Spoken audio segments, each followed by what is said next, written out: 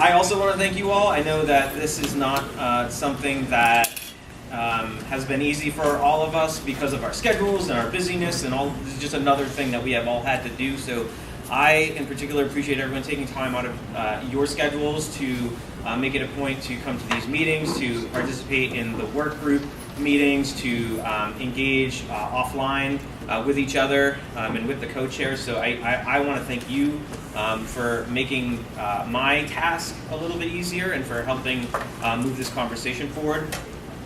I also want to acknowledge Jacqueline and Terry, who were the behind-the-scenes folks who really, I couldn't have done this, Dale and I couldn't have done this without their help and support, and obviously for Rosemary and Janet as well, part of our team that helped kind of move this forward. So thank you for your support and your help. We're going to, I just did the welcoming remarks, so we're done with that. What we're going to do is we're going to summarize our process, and then we're going to have a discussion. So at the last meeting, we talked about how the draft report seemed like kind of 4 separate reports, and so there's been a good attempt to synthesize everything and to develop basically 4 major themes that have come from our work over the past couple months. So we're going to just talk about those. They're reflected in the final version of the report. We will have our discussion throughout that time, so if you have something to add or something like that, please do feel free to move your card, and we'll have our chat then. We'll then finalize our report, the report that we all worked on over the past several meetings, and so after we've had our discussion, we'll finalize it to send it off to the governor's office, as we were charged to do. And then after that, we'll open it up for some public comment and closing remarks from whoever wants to give them. So I think that's me. So we'll get moving. So just to summarize how we got here, and there's some folks who haven't been to all of our meetings. So the executive order was signed by the governor in July of 2018. It was a bright sunny day. It was much warmer on that day than it is today. So it was nice to be on the beach for a meeting like that. But so out of that order, this task force was kind of created. Our initial meeting was in October, beginning of October. We have had 6 full task force meetings since that time. We've had 13 work group meetings. We have had 22 of our task force members and 30 plus other participants in all of those various meetings. And so again, that's where my big thanks comes in. I know that that's a lot of time out of our schedules to kind of dedicate to this. So again, my appreciation for that. Today is February 14th, and our submission of the final report will go to the governor on February 18th. So that's kind of just how we've got to where we are over the past 6, 7, 8 months. So the major themes that kind of developed out of our task force, work group work, and then the subsequent reports that have come from those work groups is that we want to encourage and facilitate voluntary reduction of single-use plastics by Rhode Island entities. That includes the state, that includes businesses, that includes Rhode Islanders as individuals.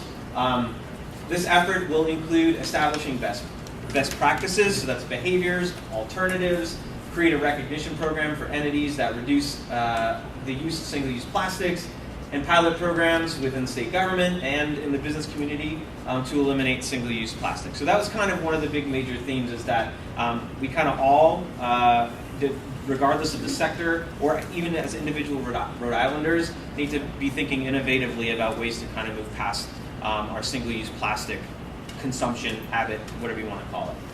So that's the first major theme that developed. Any comments, questions, discussion on that? Great. The second thing was something that came out of our legislative work group, and that the governor was really intent on happening, is that to work on reducing the number of single-use checkout bags in Rhode Island by establishing a ban on single-use plastic checkout bags and then putting a fee on paper bags. This was something that we talked about in our legislative work group meeting, and there was a lot of concern about how this will affect all stakeholders, how it will affect businesses, how it will affect vulnerable populations, seniors, low-income residents, et cetera. And so we got to a really good place where we want to have that fee on paper to incentivize consumer behavior change, to make up some of the additional costs to businesses, but we want to be mindful of the fact that 5 cents for a bag is a lot for some Rhode Islanders. And so we, as a group, kind of came up with an option to try to push the state to take the lead in establishing a program to purchase and distribute reusable bags to anyone who wants them, essentially, with a focus on, obviously, on seniors, on low-income residents, et cetera. So that burden is sort of alleviated as we move forward. We want to make sure that as we're driving that consumer behavior change, we are not putting our most vulnerable Rhode Islanders out. We also talked about statewide efforts. There's a lot of single-use plastic items that we identified in our task force that could be addressed through legislation. Having statewide legislation is the preferred method to doing that. Our towns and cities have been innovators on these types of policies, but for business regularity, for ensuring that the maximum impact is reached by getting rid of single-use or addressing single-use plastics, a statewide approach is something that we, as a group, kind of settled on was the best course of action moving forward, or a good course of action. The third theme is that we want to increase awareness of plastic pollution. So it's not just legislative, it's not just the state taking efforts, is that there's a real outreach and education effort that needs to happen to both reduce single-use plastics and to increase recycling across our state. This is through educational initiatives that meet target audiences in meaningful ways. And so this may include, Rhode Island Resource Recovery has a great program, and one of the recommendations was to have the governor be one of the faces in that revitalization of that resource recovery program to encourage our Rhode Islanders to recycle more. And I think we're going to pause. I think we're going to. For me? Oh, no, for you. Sorry. I was expecting. Thank you, Governor. Is she coming in? Sorry to interrupt your meeting, but I just wanted to give you this card from Base Burrville Against Spectra Energy and to ask you to keep in your hearts the people of Rhode Island, and especially the children in South Providence suffering from asthma, and the people in Burrville who aren't going to have clean water to drink if the Invenergy power plant goes through. So happy Valentine's Day. My name is Nicole DePaula. Great to meet you, Nicole. Thank you. All right, Governor, thank you for being here, and thank you for being here, and the floor is yours. Great. Okay. So good morning, everybody. Happy Valentine's Day to you all. I'm happy to be here with you. I won't take much time for my comments, but I want to my primary message today is thank you. I know that you have met many times and done a lot of hard work, which I am grateful for.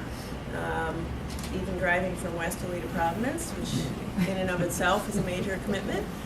But in all seriousness, and I know Dale's not here, but I wanted to thank you, John and Dale, for co-heading this, because it's been an extra heavy lift for you guys, and you've done a fantastic job. When I put this group together, my intention was to put together a broad group of stakeholders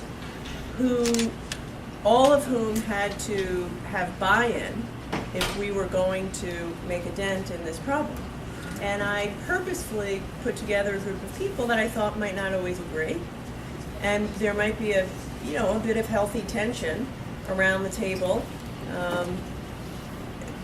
at times between small business owners and hospitality and large business owners, manufacturers, the environmental community, legislators, and I wanted to put you all around the same table and ask you to see if you could come up with some consensus. From what I can tell, you have done that, and we're going to continue to go through this. I support, the plastics ban and the plastics bag ban, and I would love to work with you to see if we can get that passed in this legislative session. I will say, you know what, although you've done a tremendous amount of work for which I am grateful, you all know, as I know, that plastics are an enormous source of our pollution. And so this is only a first step. So I support what you're proposing, and I'm grateful for your work, but I want to announce today that I plan to sign another executive order leading to stage 2 of this work, because I think we've only just begun. And I want to see us move more towards what I would call broader-based solutions around innovation for non-plastics products, focusing on the source.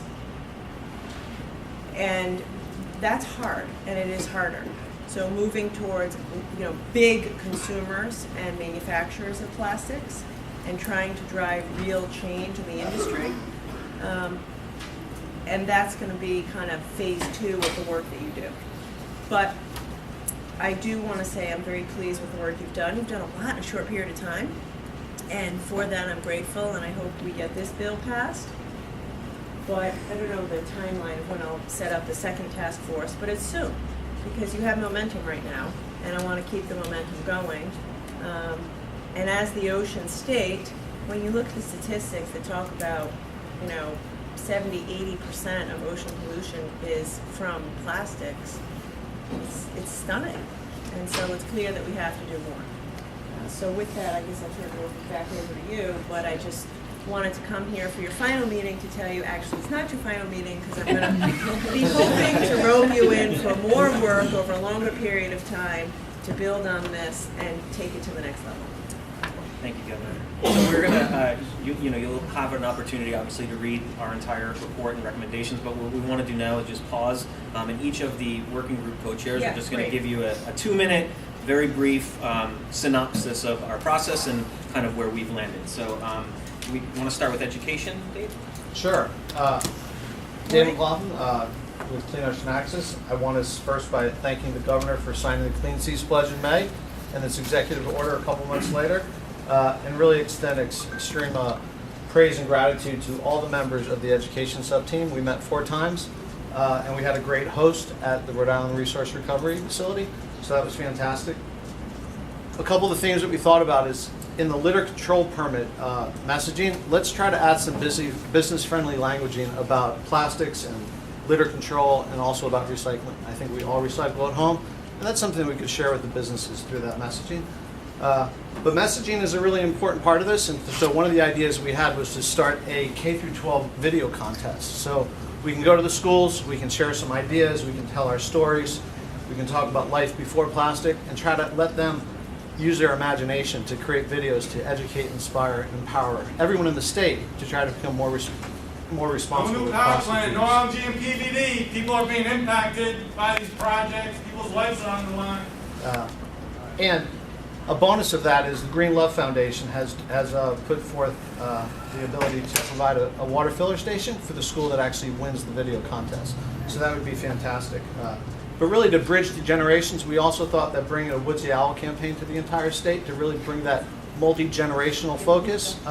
40 years ago with Earth Day. Does that mean you're old if you remember that? No. Multi-generational, you know? That was like a very pleasant way of saying, you know, to bridge the generation. But Woodsy knew about paper being litter, and now we've got plastic as litter, so I think that if we do a video contest and we bring Woodsy Owl together, that'll have a really meaningful impact. And we also would invite the governor to become the first governor to become an ambassador of the Let's Recycle Right campaign. Rhode Island Resource Recovery starting that off, and that'd be a great first step. I saw that in the materials, and I'm happy to do that. Great. You know, they Thank you.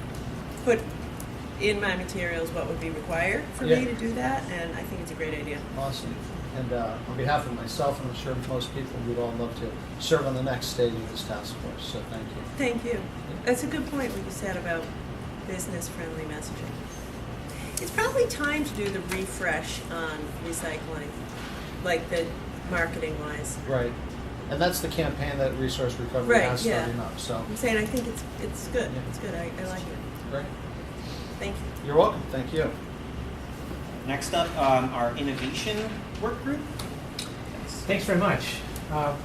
Governor, it's a pleasure to give you this report. However, it's with some degree of frustration as well, as you can imagine, because as you said, we'd love to do more. As we explored these issues, as we heard from experts in the industry and in packaging and the plastics industry, it's quite clear that the rest of the world is moving on these issues at a much quicker speed than we are here in Rhode Island. And so there was a sense of frustration. There was also a learning process for us in the Innovation Committee that we can't innovate ourselves out of this problem. We've got some good ideas here, and they're in the report.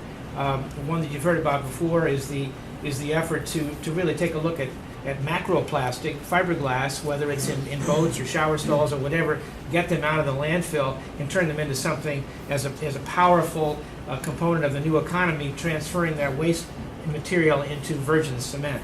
So that was an innovation that everyone could agree upon. We also talked about developing reusable plastic materials in the food industry, particularly here in Providence, and something that you could do on your own, and that's join the MacArthur Foundation's New Plastics Economy and become the first of the U.S. states to do this. Many countries have done this. 20% of the world's plastic producers are part of this, and this would be a bold step in terms of Rhode Island taking the lead, showing that we may not have that many points on the board right now, but it is our intention to get to a better finish line for the state sometime in the near future. We also want to explore investment and expansion for plastic film and wrap recycling. We know from the good work from our friends at Rhode Island Resource Recovery that the plastic wraps and bags and so on are a problem on their existing line, and the more that we can get that out, the more effective they can be in doing their work. We're all troubled by the fact that, according to their numbers, we have anywhere from 20 to 24, depending on when you ask, years left in our landfill, and that's something I don't want to leave to my children and grandchildren. We've got to figure now is the time. We don't want to wait 20 years to then see we've got a problem. So this plastic initiative that started on looking at waste on the beach in Narragansett really became a much broader issue systemically of how we look at plastics in our economy. It's a valuable part of our economy. We will continue to have plastics, but how we manage them, how we handle their life. We had a lot of talk about extended producer responsibility.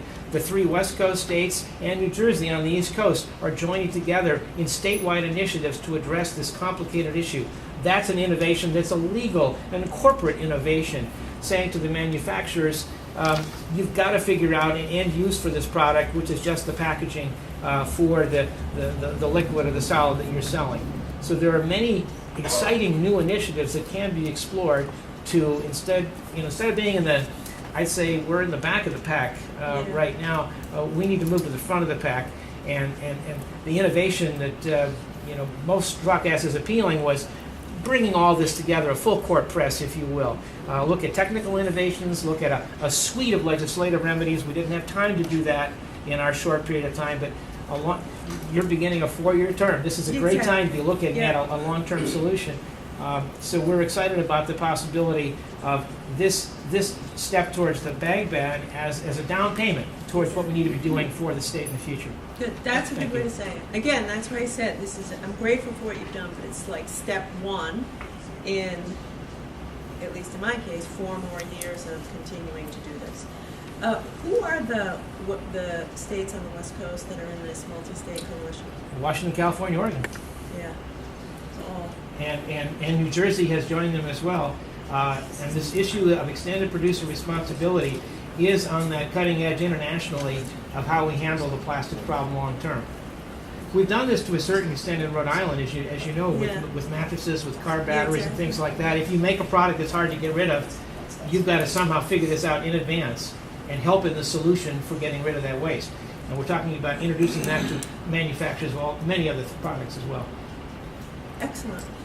About a year, today is the obviously 1-year anniversary of Parkland, and about a year ago I created with a few other governors a multi-state gun safety coalition, and one of the reasons we did that is because we weren't seeing much activity at the federal level. And one thing in particular is at the federal level, studying gun violence as a public health issue is not allowed. So Connecticut, New York, Rhode Island, New Jersey, we said, we're gonna do some things together, including studying. So all of which is to say, that's been a pretty good model, and I'm very open to trying to do a statewide coalition on the East Coast. So I'll read your stuff, I think it's a good idea. Thank you. So next is our Lead by Example group, led by Tim. Welcome, Governor. Welcome. I echo the sentiments of everyone in here that I'm kind of expressed hoping for some clam cakes or something. maybe over the summertime.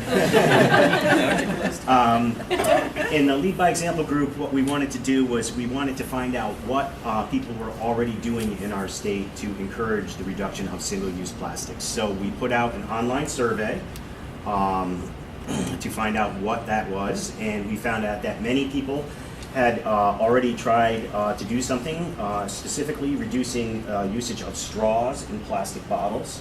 They did report a slight increase in costs related to that effort. We did discover that there was a framework in existence, already in existence, that could be used to reduce plastic usage amongst organizations and businesses. It was a framework put out by the DEM and the Rhode Island Hospitality Association, in which it was a checklist for green and sustainable practices, and we figured we could easily incorporate a section on reduction of plastic usage into this. The problem that we found with it is this program, although it already existed, it wasn't well known. It has to be publicized and promoted, and it has to be maintained. We figured with adaption, it could be also expanded to be used across office and educational or institutional environments. We determined that the state government of Rhode Island, its various institutions, specifically DEM, was well situated to promote this effort. For example, we had someone come in from various organizations that such as the CVS Charity Classic. When those organizations hold events in conjunction with the state, they have a template that they use to ensure that their events are plastic free. So we figured DEM could use this template, expand upon it, so that, and then make it available to municipalities and towns, so that whenever towns have an event, they could also use this template as well. Did we do that at Volvo? Yes. So expand that across more than just one or two events. Try to Great make idea. every event that happens a green event, so to speak, Great idea. and a plastics-free event. So we also decided that all these programs, like we said, needed to be marketed as well, but they also need to have some sort of recognition program for them. You can put these programs in people's hands, but unless the program is marketed well and there's some sort of recognition, it would fall by the wayside.